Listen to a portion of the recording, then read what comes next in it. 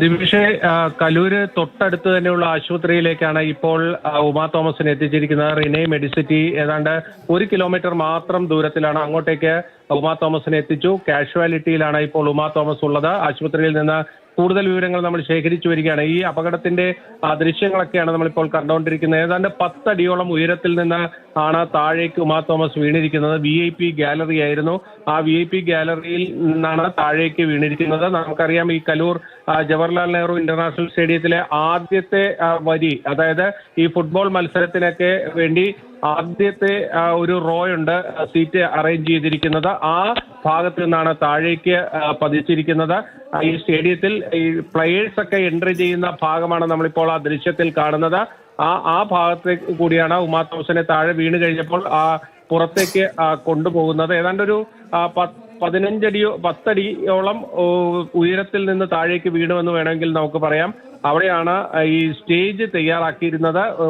മന്ത്രി സജി ചെറിയാൻ അടക്കമുള്ളവർ ഉണ്ടായിരുന്നത് ആ സ്റ്റേജിലായിരുന്നു. അവിടെ നിന്നാണ് MLA താഴേക്ക് വീണിരിക്കുന്നത്. അപ്പോൾ തന്നെ സംഘാടകരും അവിടെ ഉണ്ടായിരുന്നവരും എല്ലാം ചേർന്ന് MLA തൊട്ടടുത്ത് തന്നെ ആശുപത്രിയുണ്ട്. ഒരു 5 മിനിറ്റിനുള്ളിൽ തന്നെ ആശുപത്രിയിലേക്ക് എത്തിക്കുകയും ചെയ്തിട്ടുണ്ട്. കാഷ്വാലിറ്റിയിൽ ഡോക്ടർമാർ MLA പരിശോധിച്ചു കൊണ്ടിരിക്കുകയാണ്.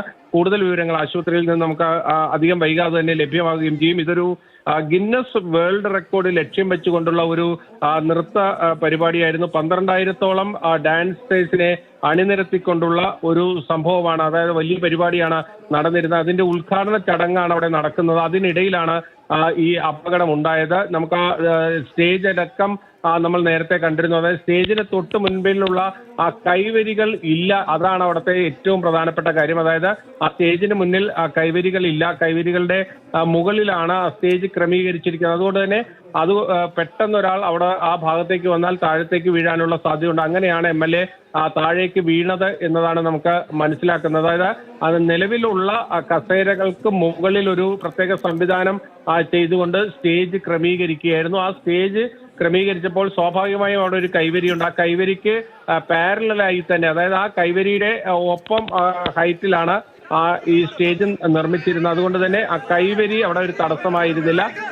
ഈ എന്തെങ്കിലും ഒരു അപകടം ഉണ്ടായാൽ ആ കൈവരിയാണ് സാധാരണ നമ്മളെ രക്ഷിക്കുന്നത്. പക്ഷേ ആ കൈവരിക്കൊപ്പം തന്നെ സ്റ്റേജ് കെട്ടിയിരിക്കുകയായിരുന്നു അവിടെ ഉണ്ടായിരുന്നത്.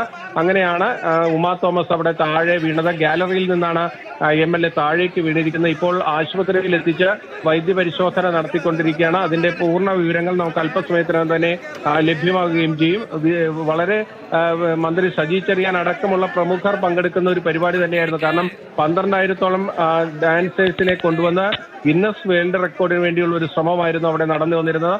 അതിന്റെ ഉദ്ഘാടന ചടങ്ങിനിടയിലാണ് തൃക്കാക്കര MLA ഉമാ തോമസിന് ഇത്തരത്തിലൊരു അപകടം സംഭവിച്ചത്.